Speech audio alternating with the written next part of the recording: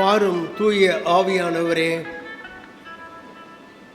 உலர்ந்து போன எலும்புகளுக்கு வாழ்வளித்து கடவுளுடைய பிள்ளைகளாக ஏற்றுக்கொண்டவரே, பயத்திலும் கலக்கத்திலும் தனிமையிலே வந்திருந்த சீஷர்களை அழைத்து ஆவியானவரால் பலப்படுத்தி ஒரு திருச்சபையை உருவாக காரணமாயிருந்தவரே, போதிக்கிறவராய், வழி நடத்துகிறவராய், கண்டிக்கின்றவராக எங்கள் வாழ்நாள் முழுவதும் எங்கள் உள்ளங்களிலே குடியிருந்து வாசம் பண்ணும் பரிசுத்த ஆவியானவரே, உம்முடைய கிருபைக்குள்ளாக எங்களை வழி நடத்தியறல வேண்டுகிறோம். சில நிமிடங்கள் உம்முடைய வார்த்தைகளை கேட்கவும், உம்முடைய வார்த்தைகளை அறிந்து கொள்ளவும், கற்றுக்கொள்ளவும், கீழ்ப்படுகிற மனதை நீர் எங்களுக்கு கற்றுத்தர வேண்டுமென நாங்கள் ஜெபிக்கிறோம். உம்முடைய கிருபை நிறைந்த பிரசன்னம் எங்களை காத்து கொள்ளட்டும். எங்கள் அனைவரது உள்ளங்களையும் ஒருமுகப்படுத்தும், எங்கள் சிந்தனைகளை பரிசுத்தப்படுத்தும். உமக்கு மாட்சியாக மகிழ்ச்சியுடன் திரும்பிச் செல்ல அருள் தாரும். ஆண்டவர் இயேசு கிறிஸ்துவின் திருப்பெயரிலே வேண்டுகிறோம் நல்ல பிதாவே, ஆமென். ஆண்டவரும் மீட்பெருமான இயேசு கிறிஸ்துவின் திருப்பெயரிலே உங்களை வாழ்த்துகின்றேன். ஆண்டவர் அளிக்கின்ற ஆசீர்வாதமும் சந்தோஷமும் சமாதானமும் உங்களுக்கு உண்டாவதாக. இந்த நாளிலே உங்களுடனே சேர்ந்து ஆண்டவருடைய வார்த்தைகளை தியானம் செய்யவும், இந்த வழிபாட்டில் பங்கு பெறவும் ஆண்டவர் கொடுத்த கிருபைக்காக ஆண்டவருக்கு நன்றிகளை, ஸ்தோத்திரங்களை ஏறெடுக்கிறேன். இந்த வாய்ப்பை கொடுத்த ஐயாவுக்கும், சேகர் குழு தலைவர்கள், மூப்பர்கள், பெரியவர்கள், உங்கள் யாவருக்கும் எனது நன்றியை நான் தெரிவித்துக் கொள்கின்றேன். இந்த வாரம் முதல் அடுத்த 2 வாரங்களுக்கு நாம் சிலுவை பாதையை குறித்து நாம் சிந்திக்கவும், பாடவும், தியானம் செய்யும்படியாக கொடுக்கப்பட்டு இருக்கின்ற கருப்பொருளாக இருக்கிறது. சிலுவை என்பது என்ன? சிலுவை அநேக நேரங்களிலே அநேக விதமான கருத்துக்களில், எண்ணங்களில் பரிமாறப்படுகிறது. A sign of hope என்று சொல்லுகிறார்கள், நம்பிக்கையின் அடையாளம். A sign of victory என்று சொல்லுகிறார்கள், வெற்றியின் அடையாளம். A sign of love, a sign of faith. பல வார்த்தைகளை பயன்படுத்தி கொண்டே இருக்கிறோம். நம்முடைய ஆலயங்களில் வைத்திருக்கிற சிலுவை எல்லாம் வெறும் சிலுவை இருக்கும், அதில் எந்த விதமான உருவமும் இருக்காது. ஏனென்றால் அந்த சிலுவையிலே அறையப்பட்ட இயேசு அங்கே இல்லை, மரித்து உயிர்த்தெழுந்தார். எனவே தான் சிலுவை காட்சி என்பது வெறும் சிலுவையை தான் நாம் நோக்கி பார்க்கிறோமே தவிர அந்த சிலுவையிலே இயேசுவானவர் இல்லை, அவர் உயிர்த்தெழுந்தார். அவருடைய உயிர்த்தெழுதலினால் தான் நமக்கு இன்றைக்கு மாட்சி கிடைத்திருக்கிறது. இந்த சிலுவை நமக்கு பல நேரங்களில் மிக ஒரு வேடிக்கை பொருளாக இருக்கிறது. நம்ம வீடுகளில் நிறைய சிலுவையை சேர்த்து வைப்பது வழக்கம். என்னுடைய கல்லூரியின் முதல்வர் ஒருவர் இருந்து கடந்த காலங்களிலே மறைந்து போனார். அவருக்கு ஒரு பழக்கம் என்னென்னா, எந்த ஊருக்கு எந்த நாட்டுக்கு போனாலும் நிறைய சிலுவைகளை கொண்டு வந்து அந்தந்த நாட்டின் சிலுவைகளை தன் வீட்டில் அலங்கார பொருளாக வைத்திருப்பார். அந்த ஒவ்வொரு சிலுவைக்கு பிறகும் ஒரு கதை இருக்கும், ஒரு நிகழ்வு இருக்கும். இந்த சிலுவை என்பது இந்த இடத்துல இப்படி செய்யப்பட்டது. இந்த சிலுவையை நாம் அதிகமாக சேர்ப்பதற்கு விருப்பப்படுகிறோம். நீங்கள் வேணால் அடுத்த வாரம் பாருங்களேன், பாம் சண்டே வேடிக்கையாக இருக்கும். முடிஞ்ச உடனே அடித்து பிடிச்சி ஒரு 10, 15, 20 சிலுவையை வீட்டுக்கு கொண்டு போகணும். டேய் எடுத்துகிட்டு வாடா.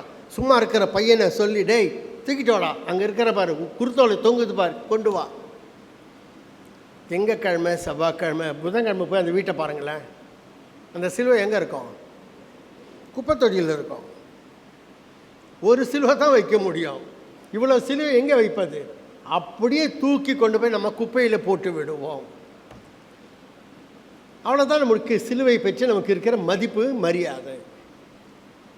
அடுத்த ஞாயிற்றுக்கிழமை கொஞ்சம் நேரத்தை செலவழித்து கொஞ்சம் பாருங்கள். அப்புறம் ஐயா கிட்ட திட்டு வாங்காதீங்க, நான் பொறுப்பு இல்லை. இந்த குருத்தோலை ஞாயிறு வந்த உடனே இங்கே உட்காந்துக்கிட்டு அவசரமாக சிலுவை பின்னிக்கிட்டு இருப்பாங்க. இந்த சிலுவை பண்ணலாமா, அந்த சிலுவை, ஏன் சிலுவை அப்படி இருக்குது பார், அம்மா உங்கள் சிலுவை எப்படி இருக்கு பாருங்க. ஐயர் என்ன பிரசங்கம் பண்ணுறாருன்னு கவலையும் கிடையாது, கோயர் என்ன பாட்டு பாடுதுன்னு கவலையும் கிடையாது. இவங்களுக்கு வேண்டியதெல்லாம் இந்த சிலுவையை அழகாக செய்து, நான் செய்துட்டேன் பாரு இந்த சிலுவையை. ஒரு அம்மா கிட்ட கேட்டேன், என்னம்மா சிலுவை நல்லா செய்திருக்கீங்க? ஐயா என்ன பிரசங்கம் பண்ணார்? வருஷம் சொல்கிற தனியாக சொல்ல போகிறாரு. கழுத மலை இயேசு சாமி போனார். எங்களுக்கு இந்த சிலுவை செய்வது எவ்வளோ பிரியம் தெரியுமா? அது ஒரு ஆசை, அது ஒரு பேராசை. நான் ஒரு திருச்சபையில் ஆயராக இருந்தபொழுது நான் பெற்றுக்கொண்ட ஒரு அனுபவம். ஏற்கனவே அந்த சபையில் ஆலயத்தின் முகப்பில் மேலே ஒரு அழகான சிலுவை இருக்கிறது, சிவப்பு சிலுவை. பெல் டவர் மேலே ஒரு சிலுவை இருக்குது. அது போதும். அவ்வளோ பெரிய காம்பவுண்டில், அவ்வளோ பெரிய ஆலயத்தில் அந்த 2 சிலுவை அழகாக இருந்தது. அந்த வழியாக ஒரு ஊழியக்காரர் போனார், ஒரு தனிப்பட்ட சபையை நடத்துகிற ஒரு பணியாளர். நான் பேர் சொல்ல விரும்பலை. திடீரென்று அவருடைய பிஏ ஒருவர் வந்தார். ஐயா, பிரதர் இந்த வழியாக போகும்போது பார்த்தார், 2 சிலுவை இருக்குது, இன்னொரு சிலுவை வைத்தால் நன்றாக இருக்கும். எனவே இன்னொரு சிலுவைக்கு அவர் காசு தருகிறேன் என்று சொல்லியிருக்கிறார். அருகே இருக்கிற கட்டடத்தின் மேலே இன்னொரு சிலுவை இதை விட உயரமாக நீங்கள் வைக்க வேண்டும். இல்லை தம்பி, 2 சிலுவை இருக்குது, அது போதும் எங்களுக்கு, அது சுமக்க முடியல எங்களால். இப்போ எதுக்கு 3வது சிலுவை? இல்லைங்க ஐயா, பிரதருக்கு கடவுள் தரிசனமாகி கொடுக்கும்படியாக சொன்னார், அவர் காணிக்கை கொடுக்கிறார். நான் உடனே என்னுடைய பாஸ்டேட் கமிட்டியை கூப்பிட்டு சொன்னேன், பிரதர் சிலுவை தருகிறேன் என்று சொல்லுகிறார். அதில் ஒரு 1/3 ஐயா அதெல்லாம் வேணாம் ஐயா, இருக்கிற சிலுவை நம்மளால் மெயின்டைன் பண்ண முடியல. நாங்கள் மீதி பிறலாம் என்ன சொல்லியிருப்பாங்க, ஐயா இன்னொரு சிலுவை வைங்கய்யா. பேராயர் இடத்துல சொன்னேன். அவர் என்னை திருப்பி கேட்டார், அவசியமா உனக்கு, எதற்காக இந்த சிலுவை? ஆனால் அங்கத்தினர்களுக்கு என்ன, ஐயா இன்னும் ஒரு அழகான சிலுவை, உயரமான சிலுவை, பெரிய சிலுவை வைக்க வேண்டும். சரி, மக்களுடைய விருப்பம்தான் எங்களுடைய விருப்பம். ஒரு 50,000 ரூபாய் செக் போட்டு கொடுத்துட்டார். எப்படி வைக்கணும், எங்கே வைக்கணும் பேசிக்கொண்டு இருக்கிற பொழுது, இதற்கு நடுவே 1 வாரம் கழித்த பிறகு அந்த பிஏ மறுபடியும் வந்தார், அவருடைய பர்சனல் அசிஸ்டண்ட்.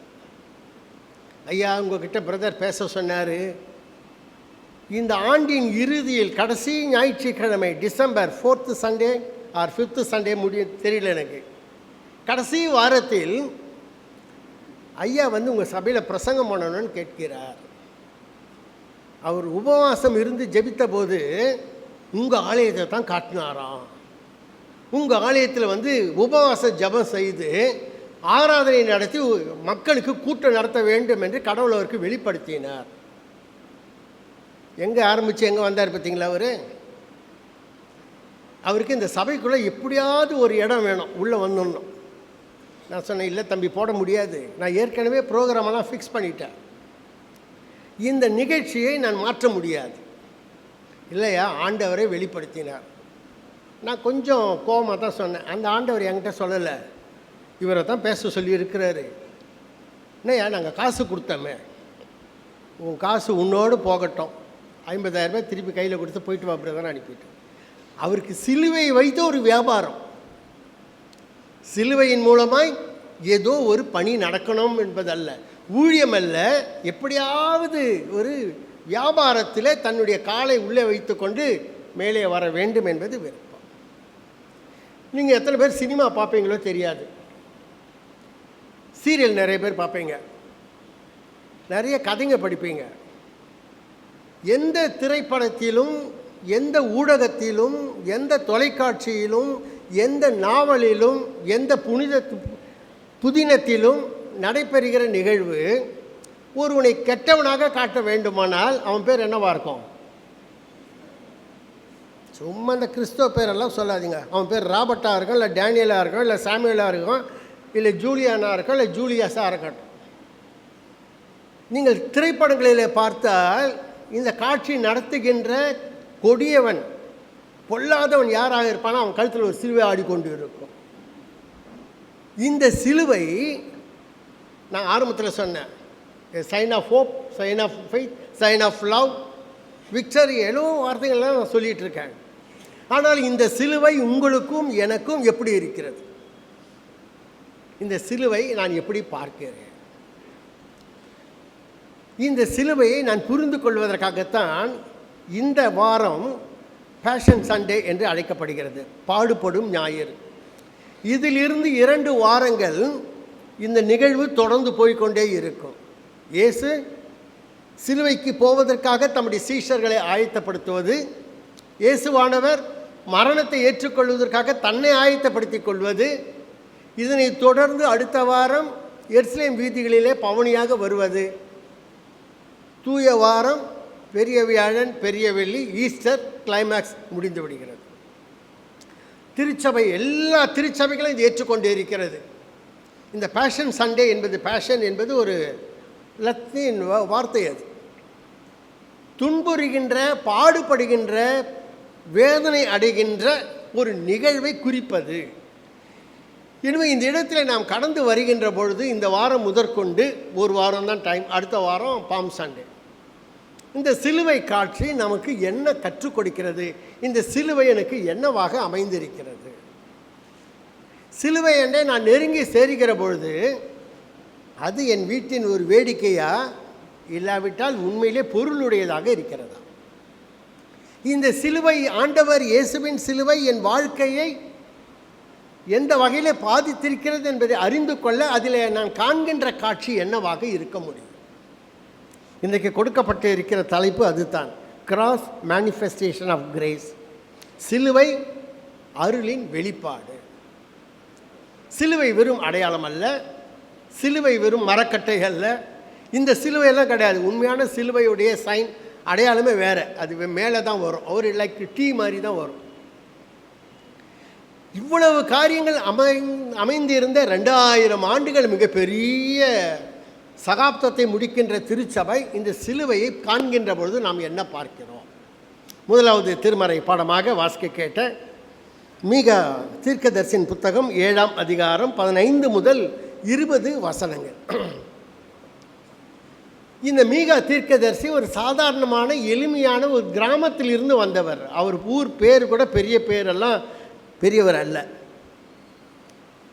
அவர் காண்கின்ற ஒரு காட்சி, அசிரியர்கள், அசிரியன்ஸ் என்று சொல்லுகிறமே, அவர்கள் மிகவும் பலம் பொருந்தினவர்களாய் சீரியாவை எடுத்து ஆக்கிரமித்து, வடபகுதியில் இருக்கிற இஸ்ரவேல் சமாரியாவை ஆக்கிரமித்து இப்போது தெற்கு பகுதியை நோக்கி வருகிறார்கள். அது யூதேயா பகுதி. இப்போ லைஃப் அண்ட் டெத் ப்ராப்ளம், வாழ்வதா சாவதா. அவர் அசிரியன் வந்துவிட்டால் வாழ்க்கை முடிந்துவிடும். கொஞ்சம் கொஞ்சமாக வர வர இவர்களுக்கு பயம் அதிகமாகிறது. அப்பொழுது தீர்க்கதரிசி கடவுளுடைய வார்த்தையை சொல்லுகிறார். சரி, இவர்களுடைய நிலைமை என்ன? அந்த நாட்டிலே ஊழல் அதிகமாக இருந்தது, கரப்ஷன் கோர், அளவே கிடையாது. இரண்டாவது, அவர்களுக்குள்ளே இருந்ததுன்னா ஒழுக்க நெறி என்பதே கிடையாது, தவறான வாழ்க்கை முறைமைகள். அரசு அதிகாரிகள் உண்மையற்றவர்களாக இருந்தார்கள். லஞ்சமும் லாவண்யமும் தலைவிரி தாடுகிற ஒரு சூழ்நிலை. பாவம் பெருகிற்று. ஏழைகள் ஒடுக்கப்பட்டார்கள், எளியவர்கள் நசுக்கப்பட்டார்கள், பெண்கள் தள்ளப்பட்டார்கள், விதவைகளுக்கு ஆதரிப்பு யாரும் இல்லை. ஆனால் வசதி வாய்ப்புகள் எல்லாம் இருக்கிறது. அப்பொழுது தான் இந்த தீர்க்கதரிசி ஒரு அழகான ஒரு வார்த்தையை சொல்லுகிறார். கொஞ்சம் பைபிள் எடுத்துங்க. மீகா 6ஆம் அதிகாரம் 8ஆம் வசனம். மனுஷனே, நன்மை இன்னதென்று அவர் உனக்கு அறிவித்திருக்கிறார். நியாயம் செய்து இரக்கத்தை சிநேகித்து உன் தேவனுக்கு முன்பாக மனத்தாழ்மையாய் நடப்பதே அல்லாமல் வேறே எண்ணத்தை கர்த்தர் உன்னிடத்தில் கேட்கிறார். ஆண்டவர் உங்ககிட்ட ஒன்றுமே கேட்கல தம்பி, ரொம்ப ரொம்ப சாதாரணமாக கேட்க. உண்மையாக இரு, நேர்மையாக இரு, இரக்கம் செய், பிற மனிதனை மதிக்க கற்றுக்கொள், உன் கடவுளுக்கு முன்பாக தாழ்ச்சியாக இரு. நீ எவ்வளோ பெரிய ஆளாக இருக்கலாம், யாராக இருந்தாலும் கடவுளுக்கு முன்பாக நீ ஒன்றுமில்லை. இந்த இடத்துல வருகிற பொழுது கடவுளுக்கு முன்பாக அவருடைய சமூகத்தில் உன்னால் ஒன்றும் செய்ய முடியாது. நேற்றைய தினம் நான் மார்னிங் காலையில் நான் நடந்து போகிற பொழுது பல நண்பர்கள் இருப்பார்கள். அதில் ஒரு நண்பர், ஒரு பிஎஸ்என்எல் ஆஃபீஸர், என்கிட்ட பேசிக்கிட்டே வந்தார். அவர் சொன்னார், ஃபாதர் நான் நல்லா இருந்தேன், ஸ்கூட்டரில் அப்படி போய் திரும்பும்போது ஒரு சின்ன பள்ளம் இருந்தது, கவனிக்காமல் வண்டியை போட்டேன், எனக்கு பின்னால் வலி, இப்போ நடக்கவே முடியல, ட்ரீட்மெண்ட் எடுத்துகிட்டு இருக்கிறேன், என்ன நடக்குது எனக்கு தெரியாது, அதிகமாக கஷ்டப்படுகிறேன். அப்போ நான் சொன்ன 3 காரியங்கள் நாம் புரிந்து கொள்ளவே முடியாது. ஒன்று டிசீஸ், வியாதி, எப்போ வரும், எப்படி வரும், ஏன் வரும் தெரியாது. நல்லா தான் சார் சாப்பிட்டேன், ஆனால் வியாதி வந்தது. ராத்திரி நல்ல சிக்கன் குருமா தான் சாப்பிட்டேன், காலையில் டைரியா வருது. எப்படி வியாதி வரும் தெரியாது. இரண்டாவது டிசபிலிட்டி, இயலாமை. படிக்கட்டு எடுத்து காலை வச்சேன் சார், கீழே விழுந்தேன், ஃப்ராக்சர், ஹிப் ஃப்ராக்சர், நடக்க முடியல. நடக்க முடியாமல் நான் மரிக்கும் வரை அதே நிலையில் தான் இருக்கிறேன். நான் ரொம்ப உஷாராக தான் இருக்கிறேன், ஆனால் என்னாலே முடியவில்லை. மூன்றாவது உங்களுக்கு எல்லாருக்கும் நல்லா தெரியும், டெத், மரணம். இப்படி வச்சுக்கிட்டு மனிதர்கள் என்ன சொல்லுகிறோம், நான் எதுக்குமே பயப்பட மாட்டேன். தீர்க்கதரிசி சொல்லுகிறார், எப்போ நேர்மையும் உண்மையும் கீழ்ப்படிதலும் இரக்கமும் தாழ்மையும் இதை கற்றுக்கொள்ள வேண்டும். இந்த அதிகாரம் 13 7ஆம் அதிகாரம் 13ஆம் வசனத்தில் அவர் சொல்லுகின்ற பொழுது சொல்லுகின்றார், இப்படிப்பட்ட வாழ்வு வாழ்கிற உங்கள் வாழ்க்கையிலே அனைத்தும் அழிந்து போகும், ஆனால் அது முடிவல்ல. மாறாக 14ஆம் வசனத்தில் இருந்து அவர் ஜெபிக்க ஆரம்பிக்கிறார். இது ஒரு அழகான ஒரு பாடல். இந்த பாடல் ஒரு ஜெபம். அவர் என்ன ஜெபம் செய்கிறார், இருண்ட பாவ உணர்வுடன் வாழுகின்ற மக்களுக்கு கடவுளே நீர் இறங்குமே, நீர் இறங்காவிட்டால் எங்களுக்கு ஒன்றும் நாங்கள் பெற்றுக்கொள்ள முடியாது. மனிதனுடைய செயல்களை விட கடவுளுடைய அன்பு மேலானது. எனவே அன்புள்ள கடவுளை நீர் தயவாக எங்கள் மேல் இறங்குமே. நீர் தண்டித்தீர், நாங்கள் தாங்க மாட்டோம், எங்கள் மீது இறங்கி எங்களுக்கு இரக்கமாய் கண்ணோக்கி எங்களுக்கு உதவி செய்யும். அதற்கு அவர் சொல்லுகின்ற 3 முக்கியமான குறிப்புகள். கடவுள் யார்? ஒரு நல்ல மேய்ப்பர். அவர் மேய்ப்பராயிருக்கிறார், தன் ஜனங்களை காத்துக்கொள்வார். 23ஆம் சங்கீதம் நமக்கு தெரியும், கர்த்தரின் மேய்ப்பர், நான் ஒன்றுக்கும் குறைவில்லை. நாம் அவர் மேய்ச்சலின் ஆடுகளுமாய் இருக்கிறோம். நீர் மேய்ப்பராயிருக்கிறீர், எங்கள் தவறுகளை மன்னித்து எங்களை நீர் ஏற்றுக்கொள்ளுமே. இரண்டாவது ஒரு காரியத்தை சொல்லுகிறார், எங்கள் வாழ்க்கை, இருளடைந்து போன வாழ்க்கை மீண்டும் ஒரு ஏதேன் தோட்டத்தை போல மாற்று தாரும், ஒன்றும் குறைவில்லாத நிறைவான வாழ்வை நீர் தர வேண்டும் என்று சொல்லி மக்களுக்காக ஜெபிக்கிற ஒரு தீர்க்கர். மூன்றாவது என்ன சொல்லுகிறார், எகிப்தில் இருந்து மக்களை நடத்தி வந்த கர்த்தர் இன்றைக்கும் எங்களை இந்த இடையூறுகளிலிருந்தும் தொல்லைகளில் இருந்தும் நீர் நடத்திவார், எங்களை தூக்கிவிடும், நாங்கள் மீண்டும் வாழ்வை பெற வேண்டும். சரி, இந்த வாழ்வை பெற்றுக்கொள்கிற பொழுது பார்க்குறவங்களாம் என்ன சொல்லுவாங்களாம், வாயை மூடிக்கொள்வார்கள். கடவுள் எவ்வளோ பெரியவர்ல, கடவுள் அவர்கள் ஜபத்தை கேட்டார், அவர்களுக்கு உதவி செய்தார், அவர்களை சம்பாதித்தார், அவர்களை சேர்த்து கொண்டார்.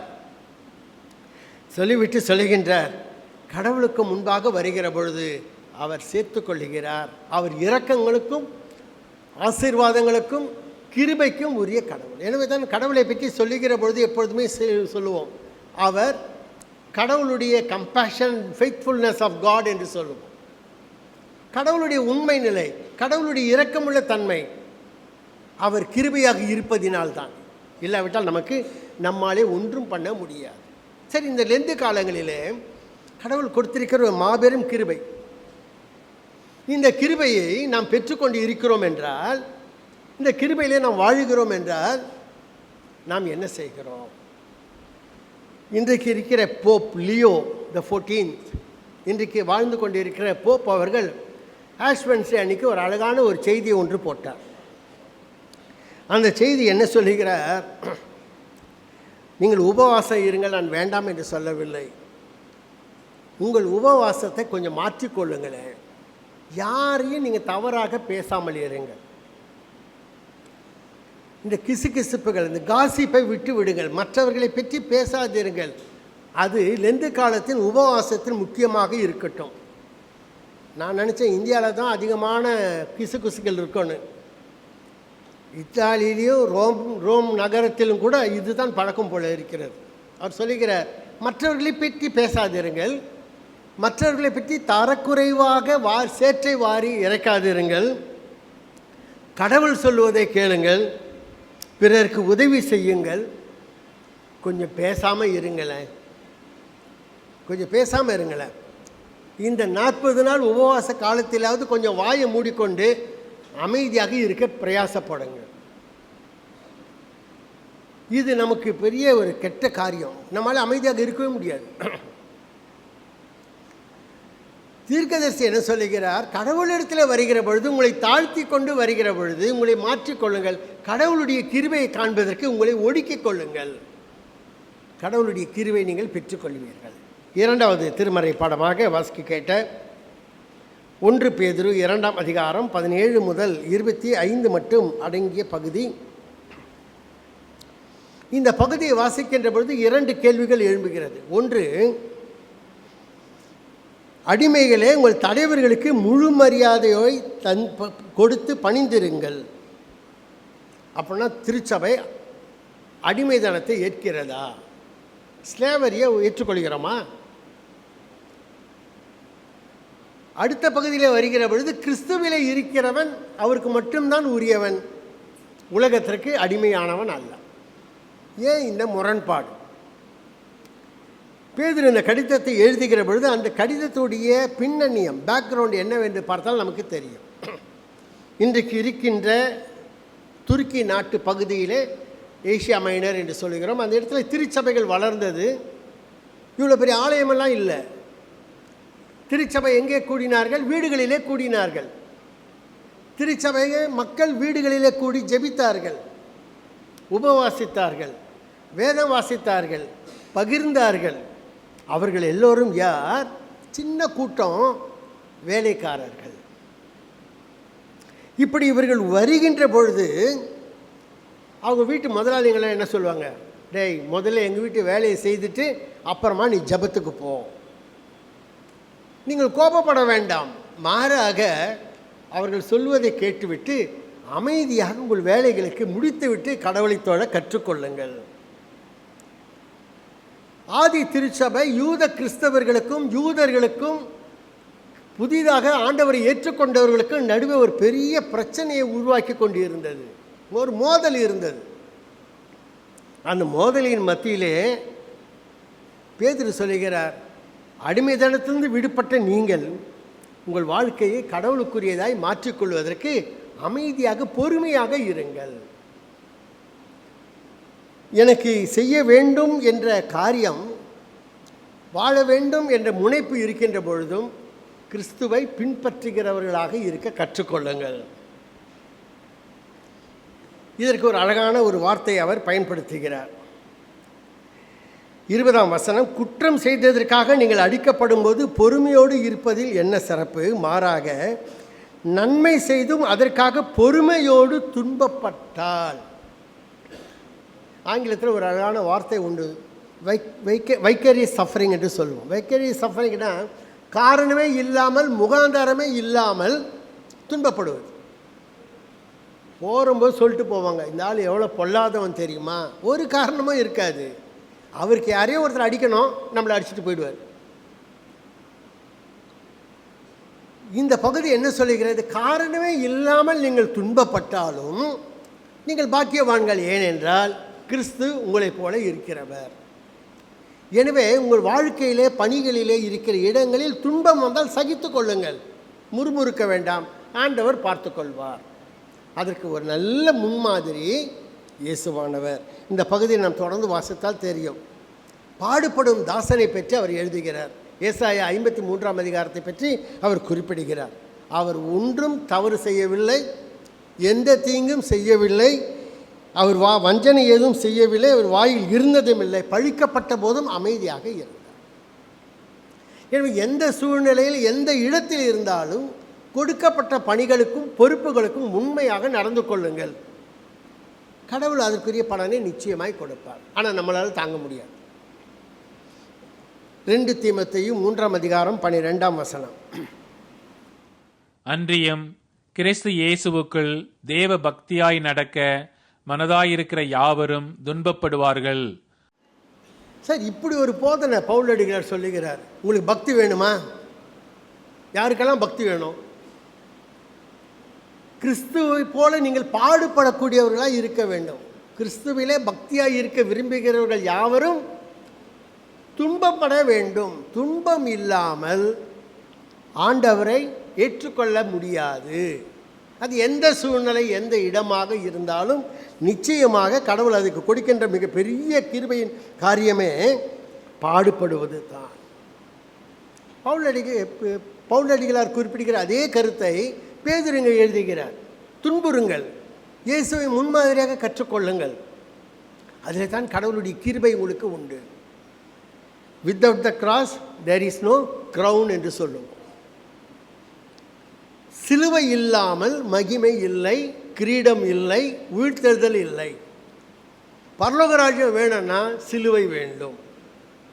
இந்த சிலுவையை கடவுளுடைய கிருபையின் அடையாளமாக அவர் நமக்கு கொடுத்திருக்கிறார். அதை பெற்றுக்கொள்வதற்கு அவரை நோக்கி பார்க்க நாம் அழைக்கப்படுகிறோம். அளவிடப்பட முடியாத கடவுளுடைய அன்பு சிலுவையிலே வெளிப்பட்டது. அதிசயங்கள் அற்புதங்களின் மூலமாய் இயேசு தான் யார் என்று நிரூபிக்கவில்லை. சிலுவை பாடு மரணத்தின் மூலமாகத்தான் மேசியா கடவுளுடைய குமாரன் என்பதை வெளிப்படுத்தினார். நற்செய்தி பகுதியாக வாசிக்க கேட்ட மார்க்கு நற்செய்தி நூல் 10ஆம் அதிகாரம் 46 முதல் 52 மட்டும் அடங்கிய பகுதி. வீட்டில் உங்களுக்கு நேரம் இருந்தால் தயவுசெய்து வீட்டில் போயிட்டு மார்க்கு 8, 9, 10 இந்த 3 அதிகாரங்களை மெதுவாக உட்கார்ந்து படிக்கும்படி நான் உங்களை அன்புடன் கேட்டுக்கொள்கிறேன். ஆண்டவராகிய இயேசு சிலுவையை பெற்றுக்கொள்வதற்காக புறப்பட்டு போகிறார். லூக்கா நற்செய்தி நூல் 9ஆம் அதிகாரம் 51ஆம் வசனம். பின்பு அவர் எடுத்துக்கொள்ளப்படும் நாட்கள் சமீபித்த போது அவர் எருசலேமுக்கு போக தமது முகத்தை திருப்பி தமக்கு முன்னாக தூதர்களை அனுப்பினார். தன்னுடைய காலம் முடிவடைகிறது, விண்ணுக்கு போக வேண்டும் என்ற சிந்தனை வெளிப்பட்டவுடன் இயேசுவானவர் இப்பொழுது எருசலேமை நோக்கி திரும்புகிறார். இங்கே லூக்கா 9:51 சொல்லப்பட்ட நிகழ்வு அதுதான் அவருடைய ஆரம்பம். எருசலேமுக்கு போகிறார் கடைசி முறை. முடிவு மரணம், உயிர்த்தெழுதலுடன் முடிவடைகிறது. இப்படி புறப்பட்டு போகிற இயேசுவானவர், நான் ஆரம்பத்திலே சொன்னேன், தன்னை இந்த மரணத்திற்காக ஆயத்தப்படுத்திக் கொள்கிறார். இதுதான் பிதாவின் சித்தம், இதுதான் அவருடைய திட்டம். இதை நான் சுமக்க வேண்டும் என்பதற்காக தன்னை பக்குவப்படுத்திக் கொள்ள நடந்து செல்கிற இயேசுவானவர். இரண்டாவது, சீஷர்களை ஆயத்தப்படுத்துகிறார். நீங்கள் என் கூட வந்து பாருங்களேன், நான் அடைய போகும் மரணத்தை நீங்கள் பாருங்கள் என்று சொல்லிக்கொண்டே கற்றுக்கொண்டே போகிறார், கற்றுக் கொடுத்து கொண்டே போகிறார். யாராவது மரணத்துக்காக வேகமாக ஊரில் போய் இவ்வளோ சீக்கிரம் தேடிக்கொண்டு போக முடியுமா? மரணம் என்றாலே ஒரு பயம், கலக்கம். ஆனால் மாறாக ஆண்டவர் இயேசு இந்த சிலுவை மரணத்தை பெற்றுக்கொள்வதற்காக மிக தீவிரமாக புறப்பட்டு போகிறார். சீஷர்களை முன்னே அனுப்புகிறார், போய் ஆயத்தம் செய்யுங்கள் என்று. இப்பொழுதுதான் 3 முறை தன்னுடைய பாடுகளை குறித்து அவர் அறிவிக்கிறார். பேஷன் ப்ரெடிக்ஷன்ஸ் என்று சொல்லுவோம், பாடுகளை பற்றிய முன் அறிவித்தல். Mark 8:31, mark 9:31, mark 10:33. இதுதான் அவருடைய இந்த பாடுகளை பற்றிய மொத்த குறிப்புமே இதில் தான் இருக்குது. 8:31 மனுஷகுமாரன் பல பாடுகள் படவும், அடிக்கப்படவும், கொல்லப்படவும். உடனே பேதுரு வந்து சொல்கிறார், இயேசு சாமி உமக்கு இந்த பாடுகள் எல்லாம் வேணாம், சும்மா ஏன் வாயை வச்சுக்கிட்டு வம்படிச்சுன்னுக்கிற. இயேசுவானவர் அவருக்கு ஒரு நல்ல பட்டத்தை கொடுக்குறார். பேதுரை பார்த்து என்ன சொன்னார்? பிசாசு, கடவுளுக்குரியவைகளை சிந்தியாமல் மனுஷருக்குரியவைகளை சிந்திக்கிறாய், அப்பாலே போ. அவருடைய பாடு மரணத்திற்கு தடையாக இருக்கக்கூடிய அனைத்துமே பிசாசுகள் தான். அவர் பாடுபட்டு மரணத்தை ஏற்பதை குறித்து போதிக்கிறார், சீஷர்களோ வேண்டாம் என்று சொல்லுகிறார். சரி, 9ஆம் அதிகாரம் 31ஆம் வசனத்தை வாசித்தால் தெரியும். மீண்டும் இயேசு 2வது முறையாக பல பாடுகள் படவும், கொல்லப்படவும், அடிக்கப்படவும் என்று போதிக்க ஆரம்பித்தார். அதனை தொடர்ந்த பகுதியை வாசித்தால் தெரியும். அந்த சீஷர்கள் தங்களுக்குள்ளே யார் பெரியவர், யாருக்கு சீஃப் மினிஸ்டர்ஷிப் கிடைக்கும், ஃபைனான்ஸ் மினிஸ்டர் கிடைக்கும், யாருக்கு ஹோம் மினிஸ்டர் கிடைக்கும் என்று பேசிக்கொண்டு வருகிறார்கள். ஆண்டவர் சொல்லுகிறார், எப்பா நீ கேட்குறதெல்லாம் நியாயமே கிடையாது, இதெல்லாம் அவசியமும் இல்லை. ஒருவன் முதல்வனாய் இருக்க விரும்பினால் கடையானவனாய் இருக்க வேண்டும். இதை பார்த்து 10 பேரும் அந்த 2 மற்றவர்கள் அனைவருமே எரிச்சல் படுகிறார்கள். யார் பெரியவன், யார் பெரியவன்? சரி, 10ஆம் அதிகாரம் 33ஆம் வசனம் கடைசியாக சொல்லுகிறார். 3வது அறிவிப்பு இது. மனுஷகுமாரன் பல பாடுகள் பட்டு, அடிக்கப்பட்டு, கொல்லப்பட்டு எழுந்திருக்க வேண்டியது என்று அவர்களுக்கு போதிக்க தொடங்கினார். இதோடு முடிஞ்சிருந்தா பிரச்சனை கிடையாது.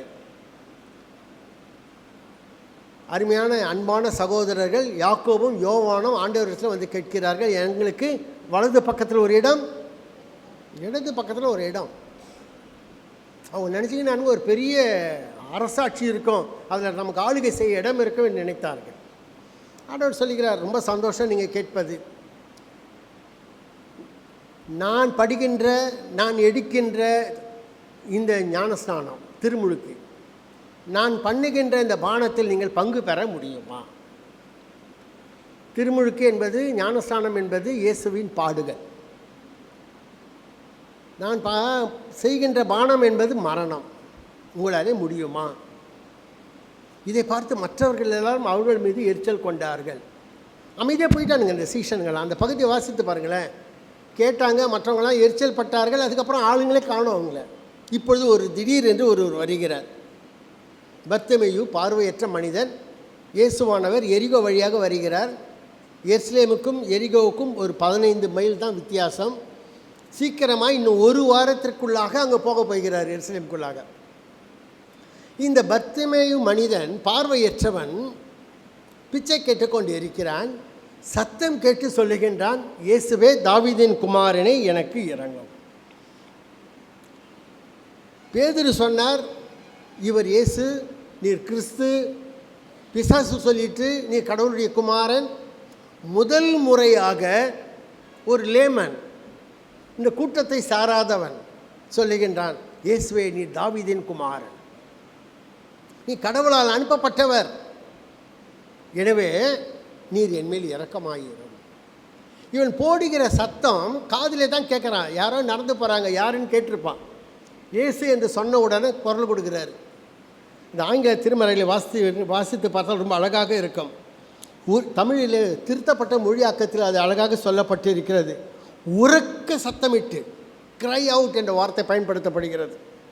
மிக வேகமாக சத்தமிட்டு கதறுகிறான், எனக்கு இறங்க மாட்டீரா? சார், பசிக்கிறவனுக்கு தான் சார் பசி தெரியும். வியாதியாக இருக்கிறவனுக்கு தான் கஷ்டம் தெரியும். மரணத்தில் இருக்கிறவனுக்கு தான் உதவி தேவை. நன்றாக இருக்கிறவன் எதை பற்றியும் கவலையே பட மாட்டான். இந்த மனிதனுடைய சத்தம் இயேசுவுக்கு கேட்கிறது. ஆனால் கூட போகிறவர்கள் என்ன சொல்கிறார்கள்? டேய், அமைதியாரு, பேசாத, சும்மாரு, ஏன் சத்தம் இடுகிறாய் என்று அவனை அதட்டுகிறார்கள். ஆனால் இயேசு நின்று அந்த மனிதனை அழைக்கிறார். மற்றவர்கள் தடை செய்கிறார்கள், ஆனால் இயேசு கேட்கிறார். இதுதான் மற்றவங்களுக்கும் ஆண்டவராக இயேசுக்கும் உள்ள வேறுபாடு. மற்றவர்கள் கேட்டுவிட்டு சரியா பார்த்துக்கலான்னு சொல்லுவாங்க. ஆண்டவர் அமைதியாக இருக்கவே முடியாது. உடனடியாக இறங்கி வருகிறார். நின்று தன்னுடைய பயணத்தை நிறுத்திவிட்டு இப்போ அவனை அழைத்து கொண்டு வாருங்கள் என்று சொல்லுகிறார். அந்த மனிதனை போய் சொல்லுகிறார்கள், இயேசு உம்மை கூப்பிடுகிறார். அந்த பகுதியை கொஞ்சம் எடுத்து வச்சுங்களேன். 49ஆம் வசனம் கடைசி பகுதி. அவரை கூப்பிட்டு துணிவுடன் எழுந்து வாரும், இயேசு உம்மை கூப்பிடுகிறார் என்றார்கள். 50ஆம் வசனம். உடனே அவன் தன் மேல் வஸ்திரத்தை எறிந்துவிட்டு எழுந்து இயேசுவினிடத்தில் வந்தான். தான் மேலே போர்த்தி கொண்டிருந்த அந்த போர்வையை தூக்கி போட்டுவிட்டு இயேசுவிடம் வந்தான். பழைய ஏற்பாட்டில் இந்த மேலே போடுற அந்த ட்ரெஸ் க்ளோக், அந்த துணி மிக மிக முக்கியமானது. ரொம்ப பசிக்குது, கடன்னா, சாப்பாட்டுக்கு வேணும்னா அந்த மேலே போட்டு கொண்டு இருக்கிற போர்வையை காலையிலே அடமானம் வைத்தால் மாலைக்குள் அதை பெற முடியாவிட்டாலும் கூட கடன் கொடுத்தவன் அந்த போர்வையை திருப்பி தந்து விட வேண்டும். ஏனென்றால் அவன் ஒருபோதும் குளிரிலே கஷ்டப்படக்கூடாது. இந்த போர்வை அந்த மனிதன் உட்கார்ந்து பிச்சை அடிக்கிற பொழுது கீழே போட்டு அதில் காசு வாங்குகிற போர்வை. அந்த போர்வை அதுதான் அவனுக்கு ஷெல்டரு. அவனுக்கு வீடெல்லாம் கிடையாது. மேலே எடுத்து போத்திக்கிட்டு உட்கார்ந்தான்னா அதுதான் அவனுக்கு பாதுகாப்பான வீடு. அந்த போர்வை அந்த மனிதன் தலையில் வைத்து தூங்கினால் அதான் அவனுக்கு தலையான. நம்ம தூங்கினோம்னா காலில் 2 பில்லோ, சைடில் 2, 3 பெட்டு, எந்த ஃபோம் போடலாம், எம்எம் போடலாமா, எது போடலாம்னு அலைவோம். இந்த மனிதனுடைய மொத்தமே வாழ்வே அந்த போர்வைக்குள் தான் இருக்கிறது. அந்த போர்வையை தூக்கி எரிந்து விட்டு ஓடோடி வருகிறான். என்ன அர்த்தம்? தன்னுடைய பழைய வாழ்க்கை, தன்னுடைய பழைய பிச்சை அடிக்கிற தன்மை, பழைய முடியாத வாழ்வு எல்லாவற்றையும் இயேசு கூப்பிடுகிறார் என்ற உடனே அப்படியே விட்டு விட்டு ஓடி வருகிறார். எனக்கு இவர் போதும், எனக்கு வேறு ஒன்றும் எனக்கு வேண்டும்.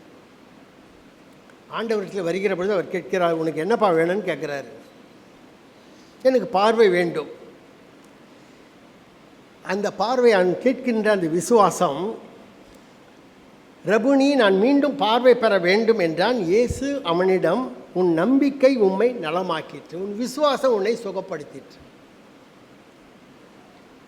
இயேசு சிலுவைக்கு போவதற்கு முன்பாக செய்த கடைசி அற்புதம், கடைசி அதிசயம், கடைசி அடையாளம் இதுதான். இதுக்கப்புறம் அவர் எந்த அற்புதத்தையும் அவர் செய்யலை. சிலுவை மரணத்தை நோக்கி போகிற பொழுது கூட ஒரு மனிதனை சுகப்படுத்துகிறார். அந்த மனிதன் பார்வை பெறுகிறான். இப்பொழுது இந்த மனிதன் செய்தது என்ன? 52ஆம் வசனம், கடைசி பகுதி பேசுங்க. இயேசு அவனை நோக்கி, நீ போகலாம், உன் விசுவாசம் உன்னை ரட்சித்தது என்றார். உடனே அவன் பார்வையடைந்து வழியிலே இயேசுவுக்கு பின் சென்றான். அவன் இயேசுவை பின்தொடர்ந்து போனான். இயேசுவானவர் எங்கே போகிறாரு? சிலுவைக்கு போகிறாரு. இயேசுவானவர் எங்கே போகிறார்? மரணத்தை ஏற்றுக்கொள்ள போகிறார். அந்த மரணத்திற்கு அவர் போகிற பொழுது இந்த மனிதன் அவருடனே கடந்து போன ஒரே மனிதன். இதற்கு முற்பகுதியை நான் ஏற்கனவே சொன்னேன். சீஷர்கள் எங்களுக்கு இடம் வேண்டும் என்று கேட்கிறார்கள். அது கொடுப்பது என் கரங்களில் இல்லை, பிதாவினிடத்தில் தான் இருக்கிறது என்று சொன்ன உடனேயே அவர்கள் இருக்கிற இடமே தெரியல. ஆஃபீஸ் கிடச்சா ஜாலியாக இருக்கும், வேலை இருந்தால் சரி, இல்லைன்னா முடியாது. இந்த மனிதன் தான் பெற்றுக்கொண்ட சுகத்திற்கு ஆச்சரியப்பட்டவனாய் அவருடனே தொடர்ந்து போகிறான். அவருடனே சேர்ந்து சிலுவை சுமக்கிற பாதையை பார்க்கின்றான். இது தாங்க பேஷன் நரேட்டிவ். பாடுகளை பற்றிய விளக்கமே இது தான். இயேசுவை கேட்பதல்ல, இயேசுவை காண்பது. இயேசுவை அறிந்து கொள்வதல்ல, இயேசுவை அனுபவிப்பது. இயேசுவை கண்ட பிறகு விட்டு விடுவதல்ல, எல்லாவற்றையும் அவருக்கு பின்னோக்கி போவது. எங்கே போக வேண்டுமானால் சிலுவை சுமந்து போக வேண்டும்.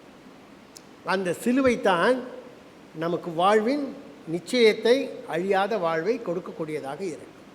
எனவே இந்த பாடுகளின் ஞாயிறு எல்லா இடங்களிலும் இந்த 3 திருமறை பகுதிகள் இன்றைக்குரிய நிலையிலிருந்து கடந்து வருகிற இந்த 2 வாரங்கள் நிகழ்வுகள் அனைத்துமே சிலுவை கடவுளுடைய கிருபையின் அடையாளம், அது மீட்பின் அடையாளம், அது நமக்கு கொடுக்கிற அன்பின் அடையாளம். அவருடனே சேர்ந்து போகிற பொழுது தான் அந்த முழுமையை பெற்றுக்கொள்ள முடிகிறது. ஆண்டவரே, இந்த நாளில் ஆரம்பிக்கிற இந்த பாடுபடும் ஞாயிறு, இந்த நிகழ்வை தொடர்ந்து நாங்கள் கற்றுக்கொள்ள, அறிந்து கொள்ள, விசுவாசிக்க, உம்மிலே நிலைத்திருக்க, உம்முடன் பாடுகளை அனுபவிக்க நீர் எங்களுக்கு உதவி செய்யும். அன்றைக்கு தீர்க்கதரிசி அதுதான் சொன்னார். நாங்கள் எங்களிடத்தில் நீர் என்ன எதிர்பார்க்கிறீர்? ஒன்றுமில்லை, உம்முடைய பிள்ளைகளாக வாழ வேண்டும், அதற்கு நாங்கள் வருகிறோம். பேதுரு சொல்லுகின்றார், என்னை அவருடைய பிள்ளைகளாக நடக்க வேண்டுமானால் இயேசு உங்களுக்கு முன்மாதிரியாக இருக்கட்டும். ஆண்டவரை பின்பற்றின மனிதன் தன் வாழ்க்கையிலே காட்டுகிறார். இயேசுடனே சேர்ந்து சிலுவை சுமக்க கடந்து போகிறார். ஆண்டவரே, உம்முடன் சேர்ந்து சிலுவை சுமக்க உதவி செய்யும். சிலுவை என்பது ஒரு அலங்கார சின்னம் அல்ல. சிலுவை என்பது உள்ளத்திலே படியக்கூடிய, அனுபவிக்க வேண்டிய ஒரு காரியம். சிலுவை, அந்த வார்த்தைகள் நம்மை உள்ளே சென்று ஊடுருவி சென்று மாற்றுதலை கொண்டு வர வேண்டிய ஒரு காரியம். இதுதான் ஆண்டவர் எதிர்பார்க்கிற சிலுவையின் வெளிப்பாடு. ஆண்டவரே, எங்களை அப்படிப்பட்ட பாதையிலே வழி நடத்தும். ஆமென்.